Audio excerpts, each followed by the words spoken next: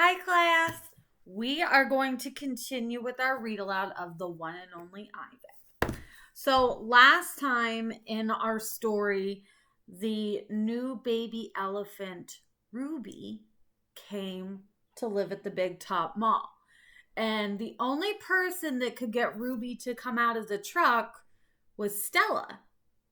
So, let's see how Ruby and Stella are getting along.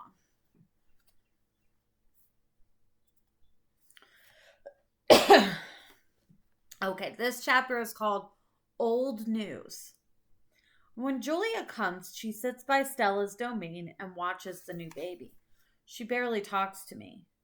Stella doesn't talk to me either. She is too busy nuzzling Ruby. She is cute, little Ruby, with her ears flapping like palm leaves, but I am handsome and strong. Bob trots a circle around my belly before settling down in just the right spot. Give it up, Ivan, he says. You're old news. Julia gets out a piece of paper and a pencil. I can see that she is drawing Ruby. I move to the corner of my domain to pout. Bob grumbles. He doesn't like it when I disrupt his naps. Homework, Julia's father scolds. Julia sighs and puts her drawing aside. I grunt and Julia glances in my direction. Poor old Ivan, she says. I've been ignoring you, haven't I? I grunt again, a dignified, indifferent grunt. Julia thinks for a moment, then smiles. She walks over to my domain, to the spot in the corner where the glass is broken. She slides paper through. She rolls a pencil across my cement floor. You can draw the baby elephant too, she says. I bite the pencil in half with my magnificent teeth, and then I eat some paper. So, how do you think that Ivan is liking the new baby? Do you think he likes her, or do you think he misses all the attention? I think he might miss all the attention that he got, because now there's a new baby elephant who's getting all of the attention that Ivan used to get. Okay, this chapter is called Tricks. Even after Julia and her father leave, I try to keep sulking, but it's no use. Gorillas are not, by nature, pouters. Stella, I call, it's a full moon, did you see? Sometimes when we are lucky, we catch a glimpse of the moon through the skylight in the food court.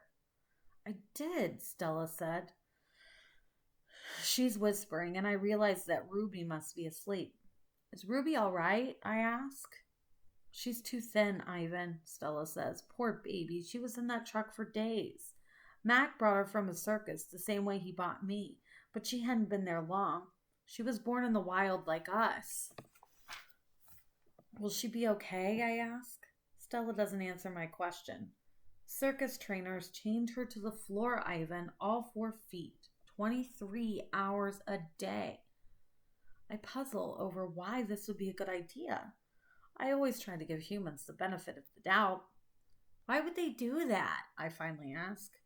To break her spirit, Stella says, so she could learn to balance on a pedestal, so she could stand on her hind legs, so a dog could jump on her back while she walked in mindless circles. I hear her tired voice and think of all the tricks Stella has learned.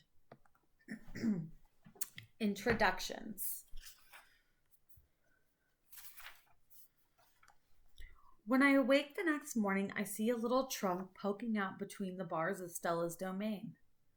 Hello, a small, clear voice says. I'm Ruby. She waves her trunk. Hello, I say. I'm Ivan. Are you a monkey? Ruby asks. Certainly not.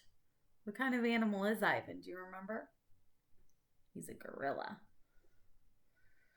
Bob's ears perk up, although his eyes stay closed. He's a gorilla, he says, and I'm a dog of uncertain heritage. Why did the dog climb your tummy? Ruby asks. Because it's there, Bob murmurs. Is Stella awake? I ask. Aunt Stella's asleep, Ruby says. Her foot is hurting, I think. Ruby turns her head. Her eyes are like Stella's, black and long-lashed. bottomless lakes fringed by tall grass. When is breakfast? She asks. Soon, I say, when the mall opens and the workers come. Where? Ruby twists her head in all directions. Where are the other elephants? It's just you and Stella, I say. For some reason, I feel we've let her down. Are there more of you? Not at the moment, I say. Ruby picks up a piece of hay and considers it. Do you have a mom and dad? Well, I used to. Everyone has parents, Bob explains. It's unavoidable. Before the circus, I used to live with my mom and my aunts, my sisters, and my cousins, Ruby said. They're all dead.